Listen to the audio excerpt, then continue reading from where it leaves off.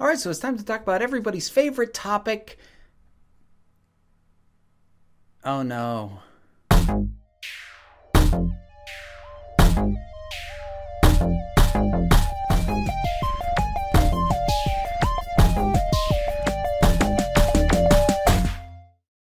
Hey everybody, and welcome to the Council of Geeks, and I'm going to talk about today something that the perspective that I am in particular coming at this from is an LGBTQ plus perspective, but I think it applies to a lot of things outside of that, actually, which normally is the case when I tackle these things. I have a tendency to tackle things that you can extrapolate and apply what I'm saying to other areas or other groups as well, at least in part.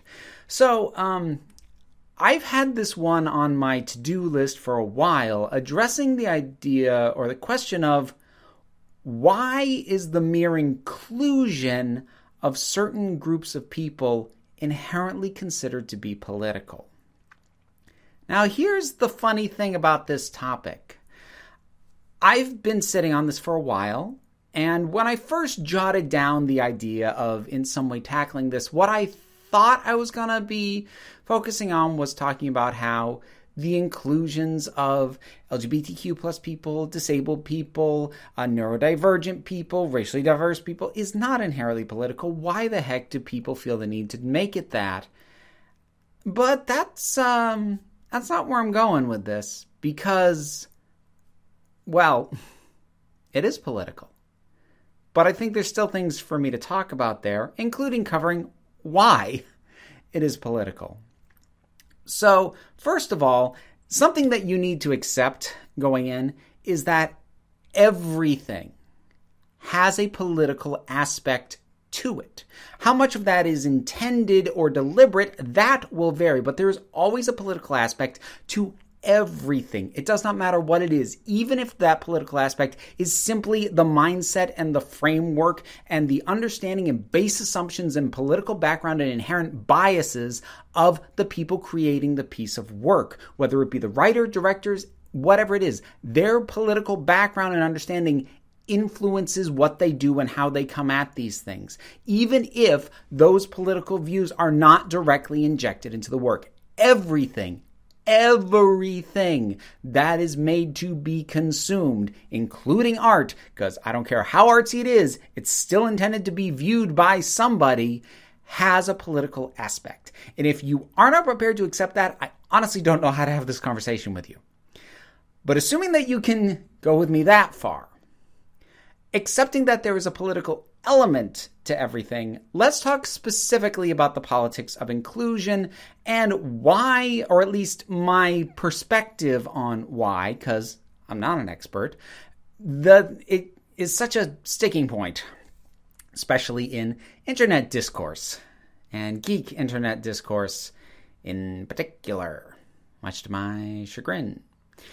Well, the first thing that really needs to be addressed is, in some ways, the language.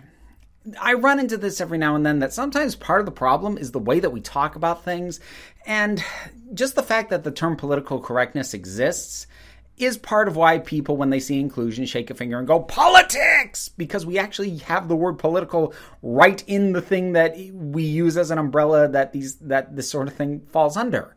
Now, political correctness was a term originally coined in the 70s, and originally it was much more about the specifics about how someone was portrayed, as opposed to their mere inclusion and presence at all. But at this point, and especially in terms of popular use, it absolutely all falls under that same umbrella. But I kind of want to shove that term aside.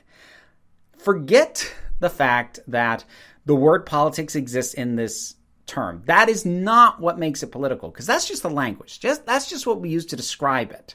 That does not inherently mean that that word is the best thing that we should be doing or is indicative of exactly what it is we're dealing with. But as I said at the front end, inclusion is political. Acknowledging the existence of a group, especially a minority or underprivileged or underrepresented group, is inherently a political thing to do. Again, not always done with a political intent, but including them still make some kind of political statement about the work or if you're working in a piece of fiction, about the world you have created. I ran into this with the novel that I had my Kickstarter for. Kickstarter's wrapped up at this point, but I will put announcements out when the book's eventually available for pre-order and all that. I'm still working through a lot of stuff. I got a lot of things I got to do with that. But in the process of working in that, a very interesting thing happened, especially once I got it into the hands of my editor. Now, when they were going over it, they took note, and I didn't, what was great was I didn't ask them to do this. This is just part of their process, and it's actually part of why I will highly recommend them as an editor once they're free and available again, or if they are now. Teresa Grabs. You know what? I'll put a link in the description. They're great. But the thing is that I very deliberately made some specific choices in terms of inclusions of LGBTQ plus characters, or at least ones that could be read that way, and wanted that to be part of the world that I was building. That was a deliberate choice with a political element by me. What Teresa ended up pointing out to me was the fact that I had failed to include anything that indicated that there was disability access, because I had a couple of locations where there were references to stairs and no mention of ramps, which means that without meaning to, simply because I didn't think about it, I didn't account for it, I had created a world where those specific locations, if not the society and the world in general that I had depicted, doesn't make accommodations for physically disabled people. And that has a political element, because it means that in the politics of this, well, it meant before I addressed it, because I actually didn't want that as a background element. But what it meant at the time, at the revision that they looked at, it meant that I had created a world where the political choice had been made to not go out of the way to accommodate these people in certain spaces. That would have been, in universe, a political decision, and my failure to account for that had political implications and made inferences about the world, even though I didn't realize that I'd done that. Again, tying back to the fact that everything is political. And so now my decision to try and amend that and include some references that make it clear that at the very least some spaces are being catered to for people with possible movement disabilities, that is now in there, and my decision to include that is political, because it means something in the context of the politics of the world I have created for this book. But here's the thing I really want to dig into. Because it is true, inclusion is political. But you know what we don't talk about? We don't talk about the flip side of that, which is the fact that a lack of inclusion is also political.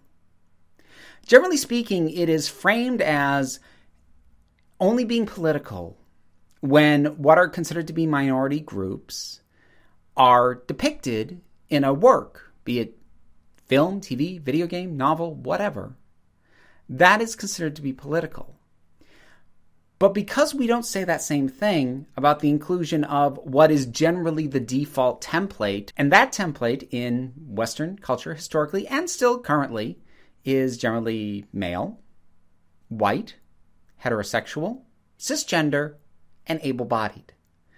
And we consider anything that deviates on any of those 5 points, or certainly if it deviates from all of them, to be in a way political. But we don't talk about there being politics behind someone who matches all 5. That's taken as a given. That is taken as being apolitical. It's not. And that's my big frustration with this entire framing of including people who aren't all 5 of those things is in some way political, fails to recognize the fact that not including them is also political. That's my big frustration more than anything else. Because I'm not going to argue anymore. I may have at one point, but I'm no longer going to argue from the position of including people of other skin tones or body sizes or shapes or ability levels or sexualities or gender identities isn't political, because it is. I am, however, immediately going to push back and say, so is not including them. Everybody in every society has their base assumption. That's why I brought up the issue of my failure to account for disability in the world I created in my novel, because I'm an able-bodied person. I've never had to deal with physical disability. And so unless I really go out of my way to account for it, I don't think about it. And therefore it's not there, because that is my normal. That is, to me, the default. But just because it's my default doesn't rob it of political implication. It's still there. Again, whether I intend it or not, whether I recognize it or not, whether I fully understand the meaning of those implications or not, they are still present. They are still there, which is another element when people say, well, I didn't want to be political, so I just made everybody a white man. If somebody does that, the fact that they think that that makes it apolitical is incredibly politically revealing about what they view as being normal, or what they view as the standard. And your assumptions about what is normal, what is standard, and what is a deviation or an intrusion in from that is incredibly informed by your political background, your political understanding, your political biases, and your political blind spots, because we all have them. Everybody has some area that is affected by politics that we just don't understand or don't think to account for unless it's brought up by somebody else. What that is will vary wildly. How many blind spots people have, that will also vary, but we all have them.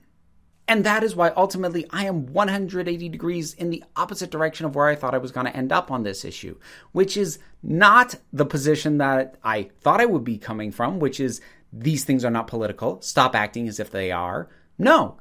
Instead, these things are political. Stop acting as if their absence isn't political.